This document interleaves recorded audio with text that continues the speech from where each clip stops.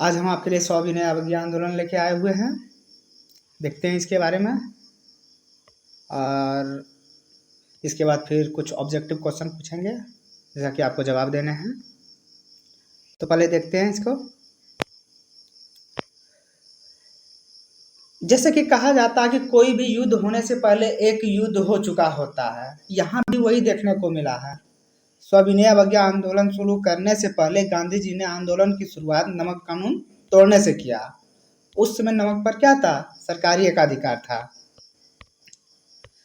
सविनय अवज्ञा आंदोलन शुरू करने से पहले महात्मा गांधी ने भारत के तत्कालीन वायसराय लॉर्ड इरविन के समक्ष अपना एक अंग्रेज मित्र रेजिनॉल्ड के माध्यम से 11 सूत्री मांग रखा। लॉर्ड इरविन के समक्ष महात्मा गांधी ने अपना एक अंग्रेज मित्र रेजिनॉल्ड के माध्यम से 11 सूत्री मांग रखा, लेकिन इरविन ने नहीं माना। कहा जाता है बंगाल में सविनय अवज्ञा आंदोलन का नेतृत्व सुभाष चंद्र बोस जी द्वारा किया गया था और बंगाल में जो सविनय अवज्ञा आंदोलन चलाया गया था वो कारपोरेशन टैक्स उसमें चलाया जा रहा था। पंजाब में इस आंदोलन का कोई सर्वमान्य नेता नहीं था। उत्तर प्रदेश में इस आंदोलन को जवाहरलाल नेहरू के नेतृत्व में चलाया जा रहा था। वहीं पर बिहार में इस आंदोलन का नेतृत्व श्री कृष्ण सिंह कर रहे थे। बिहार में इस आंदोलन का नेतृत्व कौन कर रहा था? श्री कृष्ण सिंह द्वारा किया जा रहा था। बिहार के सारण जिले में मिट्टी से नमक बनाकर प्रतीकात्मक रूप से कानून तोड़ा गया। इसमें बिहार में चौकीदारी टैक्स के विरोध में आंदोलन चलाया गया था। नमक कानून जो तोड़ा गया था बिहार में भी तोड़ा गया था। बिहार में इसका नेतृत्व कौन कर रहे थे? श्री कृष्ण सिंह द्वारा किया जा रहा था और इसी समय बिहार में चौकीदारी टैक्स के विरोध में भी आंदोलन चल रहा था। सविनय अवज्ञा आंदोलन के दौरान कुछ हिंसक घटनाएं भी हुई। चटगांव शस्त्रागार पर एक शिक्षक सूर्यसेन जो अपने साथियों के बीच मास्टर दा के नाम से जाने जाते थे, रिपब्लिक आर्मी संगठन का निर्माण किया और चटगांव सरकारी संस्थान पर हमला कर दिया। कहा जाता है कि सूर्यसेन जो थे वो पैसे से क्या थे? टीचर थे, इसीलिए वो अपने दोस्तों के बीच मास्टर दा के नाम से जाने जाते थे और मास्टर दा ने रिपब्लिक आर्मी संगठन का निर्माण किया और चटगांव शस्त्रागार पर हमला कर देते हैं। बाद में सभी क्रांतिकारी पकड़ा जाता है। सूर्यसेन को 1938 में फांसी दे दी जाती है।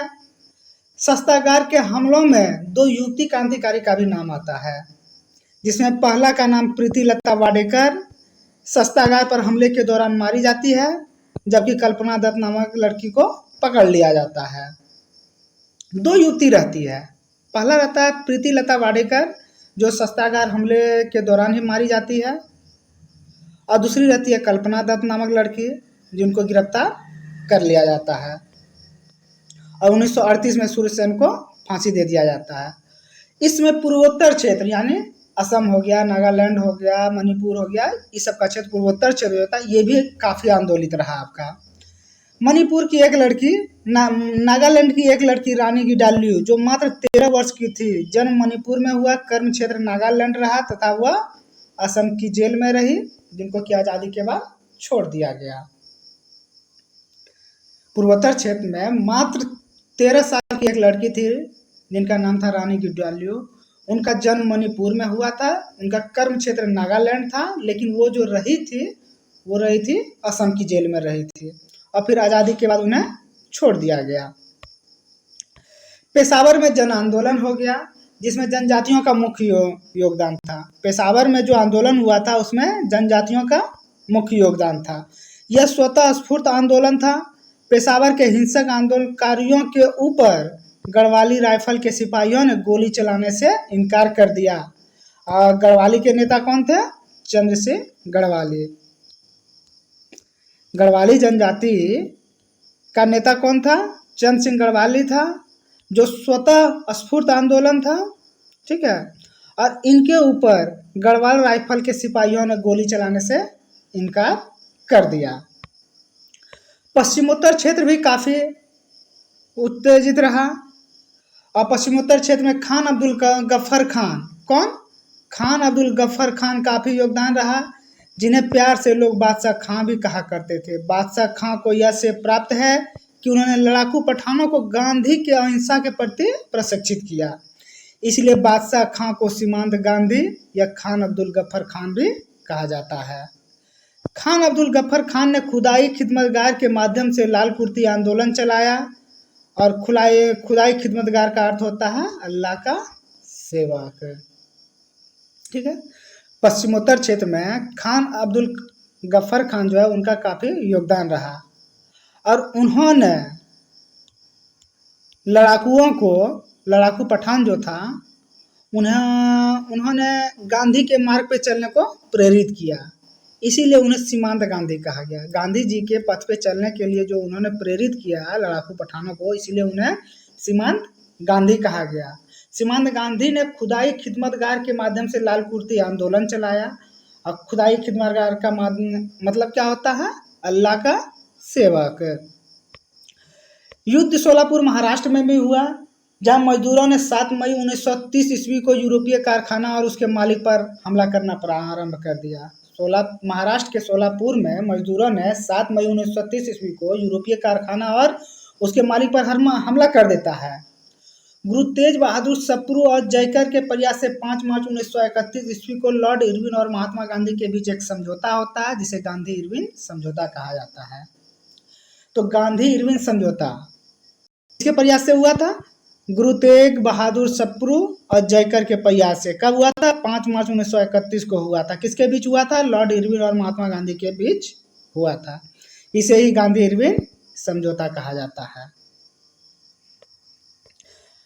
गांधी इरविन समझौता के तहत फिलहाल इस आंदोलन को रोक दिया गया। जब समझौता हुआ जयकर और सप्रू के प्रयास से, तो क्या किया गया? आंदोलन को रोक दिया गया। किस आंदोलन को रोक दिया गया? सविनय अवज्ञा आंदोलन को रोक दिया जाता है। और गांधी जी समझौते को दिल्ली समझौता कहा जाता है। गांधी इरविन समझौते को दिल्ली समझौता भी कहा जाता है, जिसके तहत जितने भी, और इसमें क्या हुआ था? इसमें जितने भी सत्याग्रही थे सबको छोड़ने की बात कही। किस सत्याग्रही को? हिंसक सत्याग्रहियों को नहीं, बल्कि अहिंसक सत्याग्रहियों को छोड़ने की बात कही। तब जाके गांधी जी तैयार हुए और उन्होंने लंदन में भारतीय मामलों में होने वाले समझौतों पर गांधी जी भाग लेने के लिए तैयार हो गए। गांधी जी ने यही शर्त रखा कि हमारे जो सत्याग्रही है उन्हें पे छोड़ दिया जाए। तो अंग्रेज सरकार ने सत्याग्रहियों को छोड़ने का वचन दिया, पर हिंसक सत्याग्रहियों को नहीं, बल्कि अहिंसक सत्याग्रहियों को। तब गांधी जी जाके तैयार हुए लंदन में होने वाले सम्मेलन में जाने के लिए। तो समय आ गया वस्तुनिष्ठ प्रश्न का। देखते हैं कुछ वस्तुनिष्ठ प्रश्न। नमक सत्याग्रह का प्रारंभ कब हुआ था? नमक सत्याग्रह का प्रारंभ कब हुआ था? बताइए। 6 अप्रैल 1930 को। नमक सत्याग्रह का प्रारंभ 6 अप्रैल 1930 को हुआ। ठीक है। साबरमती से दांडी के लिए कितने सत्याग्रही को लेकर गांधी जी चले थे? साबरमती से दांडी के लिए जो गांधी जी चले थे, कितने सत्याग्रही उनके साथ थे? तो 78 सत्याग्रही उनके साथ थे। गांधी जी साबरमती से दांडी के लिए कब प्रस्थान किए थे? दांडी के लिए साबरमती से कब प्रस्थान किए थे? ये 12 मार्च 1930 को। कब? 12 मार्च 1930 को प्रस्थान किए थे। ठीक है। आगे देखते हैं। अगला पे गांधी जी दांडी कब पहुंचे थे? गांधी जी दांडी कब पहुंचे थे? तो 12 मार्च को चले थे वो, 5 अप्रैल को वो दांडी पहुंच गए। कब पहुंचे? 5 अप्रैल को वो दांडी पहुंच गए। ठीक है। सविनय अवज्ञा आंदोलन के समय बंगाल में कौन सा आंदोलन चलाया जा रहा था? जिसमें सविनय अवज्ञा आंदोलन चल रहा था उस समय उसके पैरेलल एक बंगाल में आंदोलन चल रहा था। वो क्या था? कॉरपोरेशन। कौन सा आंदोलन था? कॉरपोरेशन टैक्स के विरोध में। कॉरपोरेशन टैक्स के विरोध में आंदोलन चलाया जा रहा था बंगाल में। सविनय अवज्ञा आंदोलन के दौरान बिहार में कौन सा आंदोलन चल रहा था? चौकीदारी टैक्स। कौन सा? चौकीदारी। बिहार में चल रहा था चौकीदारी। ठीक है। अब बंगाल में क्या चल रहा था? कॉरपोरेशन टैक्स के विरोध आंदोलन चल रहा था। बंगाल में सविनय अवज्ञा आंदोलन का नेतृत्व किसने किया था? बंगाल में कौन कर रहा था? तो बंगाल में कर रहे थे सुभाष चंद्र बोस। कौन कर रहे थे? SC बोस कर रहे थे। सुभाष चंद्र बोस कर रहे थे। ठीक है। बंगाल में सुभाष चंद्र बोस कर रहे थे। बिहार से कौन कर रहे थे? बिहार से श्री कृष्ण सिंह कर रहे थे। कौन कर रहे थे? कृष्ण सिंह कर रहे थे। चटगांव शस्त्रागार पर हमले का मास्टरमाइंड कौन था? बताइए। तो इसका था सूर्यसेन। कौन थे? सूर्यसेन थे। ठीक है। चटगांव शस्त्रागार पर हमले का मास्टरमाइंड कौन था? सूर्यसेन थे। रिपब्लिक आर्मी संगठन का निर्माण किसने किया? मास्टरदा ने किया था। मास्टरदा किसे कहा जाता है? सूर्यसेन को ये कहा जाता है। किसको कहा जाता है? सूर्यसेन को कहा जाता है। ठीक है। सूर्यसेन अपने साथियों के बीच किस नाम से जाना जाते थे? तो मास्टरदा के नाम से। क्या किस नाम से जाने जाते थे? मास्टरदा के नाम से जाने जाते थे। सूर्यसेन पेशे से क्या थे? सूर्यसेन पेशे से टीचर थे। क्या थे? मास्टर थे। ठीक है। आगे बढ़ते हैं। अगला, सूर्यसेन को कब फांसी दिया गया? बताइए। सूर्यसेन को 38 में फांसी दिया गया। सूर्यसेन को कब फांसी दिया गया? 1938 में फांसी दिया गया। ठीक है।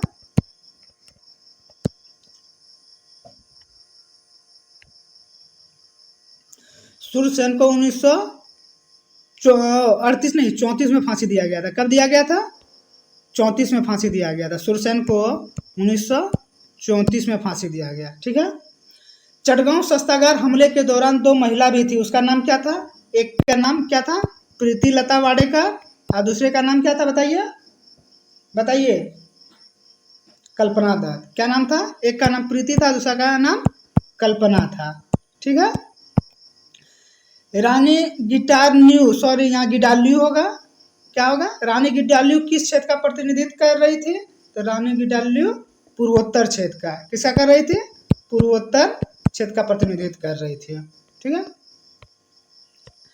1932 के कलकत्ता विश्वविद्यालय के दीक्षांत समारोह में किसने गोली चलाई थी? ठीक है। 1932 के कलकत्ता विश्वविद्यालय के दीक्षांत समारोह में किसने गोली चलाई थी? बीना दास। किसने चलाई थी? बीना दास। कलकत्ता के दीक्षांत समारोह में किसने गोली चलाई थी? बीना दास। कोलकाता यूनिवर्सिटी से ऑनर्स करने वाली प्रथम महिला कौन थी? बताइए। कोई गांगुली थी?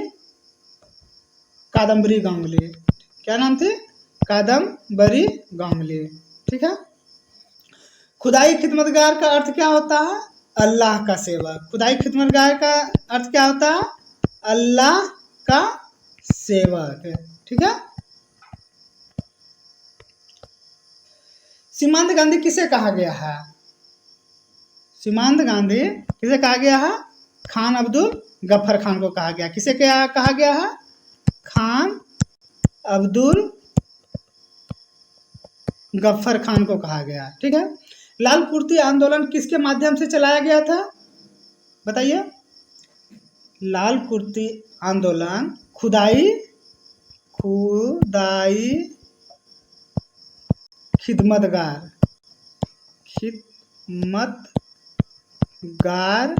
के माध्यम से चलाया गया था। ठीक है। गढ़वाली आंदोलनकारियों का प्रमुख नेता कौन था? बताइए। चंद्र सिंह गढ़वाली। कौन था? चंद्र सिंह। गढ़वाली आंदोलन का प्रमुख नेता कौन था? चंद्र सिंह गढ़वाली। गांधी और इरविन के बीच समझौता कब हुआ? गांधी इरविन समझौता कब हुआ था? 5 मार्च 1931 को। कब हुआ था? 5 मार्च 1931 को। ठीक है। गांधी इरविन समझौता कब हुआ था? 5 मार्च 1931 में। इसमें क्या हुआ था? इसमें उन्होंने क्रांतिकारियों को छोड़ने की बात कही थी। क्रांतिकारियों को छोड़ा गया, लेकिन उन क्रांतिकारियों को छोड़ा गया जो अहिंसक था। तो दोस्तों, आज बस इतना ही। अगर अभी तक आप मेरे चैनल को सब्सक्राइब नहीं किए हैं तो जल्दी से जल्दी सब्सक्राइब कर दें, लाइक कर दें और शेयर कर दें। तो दोस्तों, धन्यवाद। जय हिंद, जय भारत।